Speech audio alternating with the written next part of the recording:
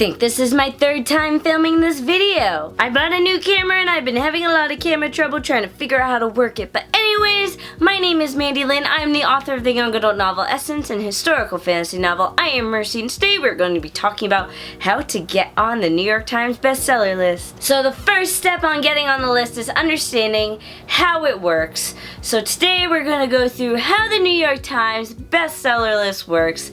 And basically, this is all stuff I've learned through research. I am a self-published author. I have never been on the New York Times bestseller list, and I'll explain why that is shortly.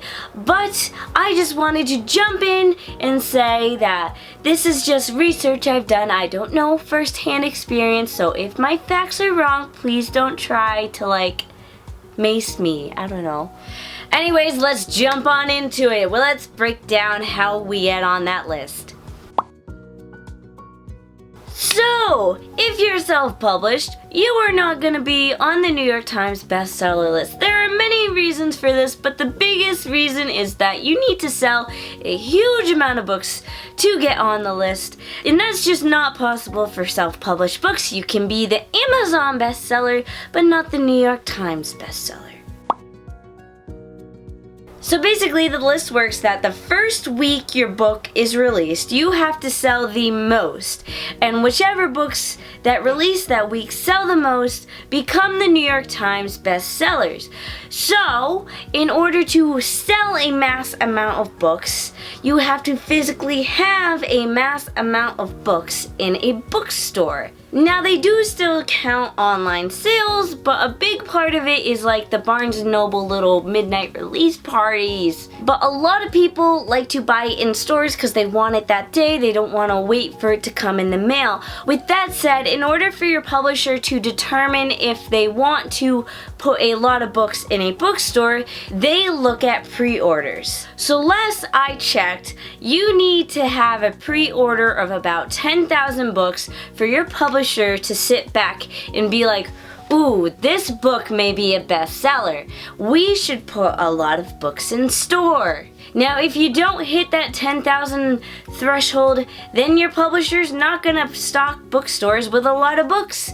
That's just a lot of money to invest. This means even if your book is fabulous and they sell out of all the books in store, it may not still be a New York Times bestseller just because the books physically weren't in the store to sell and they just didn't have enough number.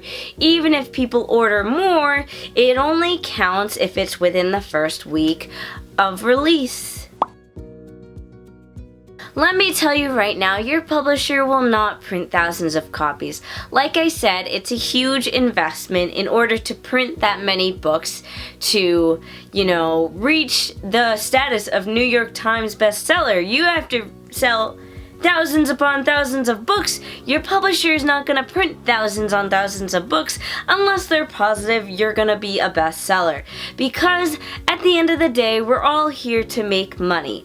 Now, as much as we authors feel like our books are fabulous, we have to convince the publisher of that as well. And the way you can convince a publisher is through numbers, and those numbers are pre-orders. It's about supply and demand, or in this case, demand and supply. Once again, publishers will only order a lot of books if there's a demand for it. And at the end of the day, it also comes down to, is it a good story? A lot of books will become bestsellers because they know the author and they like the author already.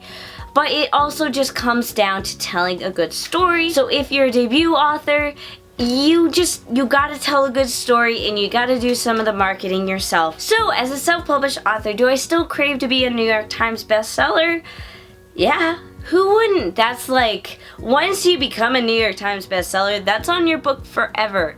You will always, forevermore, in your little biography, it will be best-selling author of whatever the name of that novel was. So yes, I would like to be a New York Times bestselling author. It's on my bucket list and I refuse to die until that happens. I hope this video helped you guys. I hope it motivates you to keep writing, keep working, and keep marketing. Anyways, thank you all for watching. Be sure to comment down below, give this video a thumbs up, and subscribe.